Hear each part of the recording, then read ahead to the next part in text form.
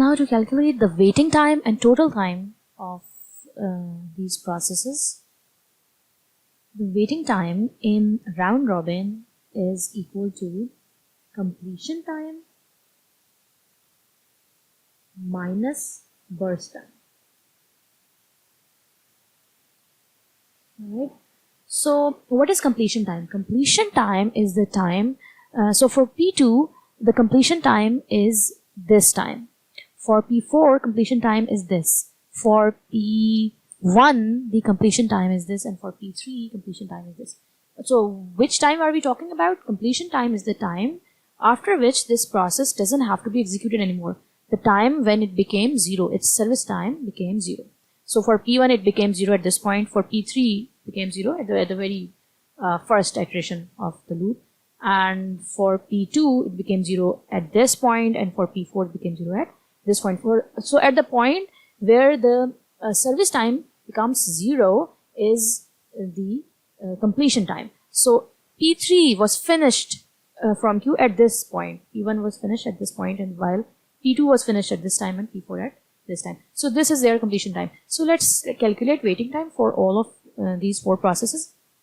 First of all, let's pick up P3 because it was the first that was finished. This is its completion time. So what is the completion time? Sum up all these times, right? So that is 2 plus 2 plus 1. This is 5. So the completion time for P3 equals to 5, and we have to subtract. So this is the completion time, and we have to subtract the burst time from the completion time. So what is the burst time for P3? What was the burst time for P3? Let's see that in our previous slide. The burst time for P3 was 1, right? It's 1. So 5 minus 1, this is equals to 4. So its waiting time is equals to 4. Now let's do that for P1 because that was the second one to end. So this is P1. P1 ended right here. So what will be its completion time? Now you have to add all of these till here. So to add them, that is 2. That is 2 plus 2 plus 1 plus again 2 and plus again 1. So you have to actually add these 5 times.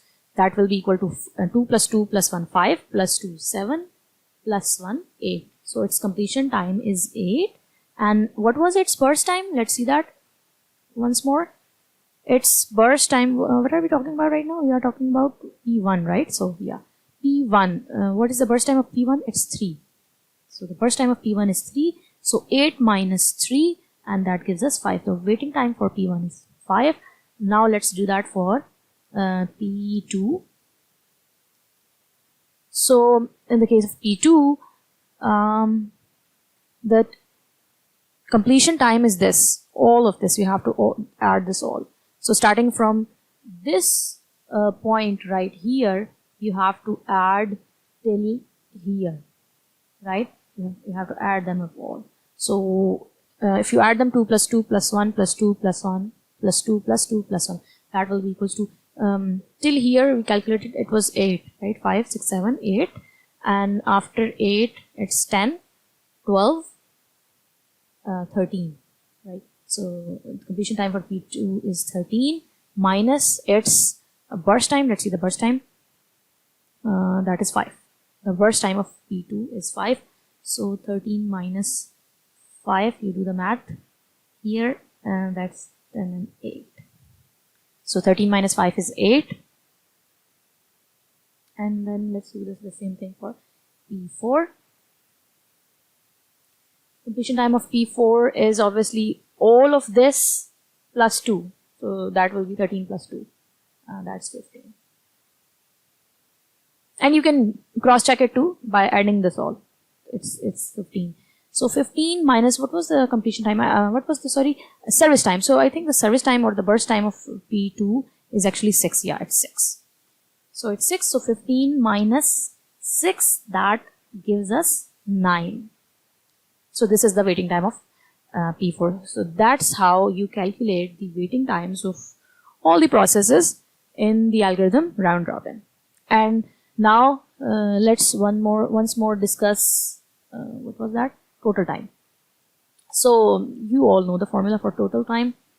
So for total time, the formula is equals to waiting time plus the service or the burst time, right? So this is the same, service time and burst time, this is the same. So the formula for this is this, formula for total time is waiting time plus service time. So it's easy, you can do that yourself. You just have to add these waiting times along with their burst time. You have the burst time, so you can do that.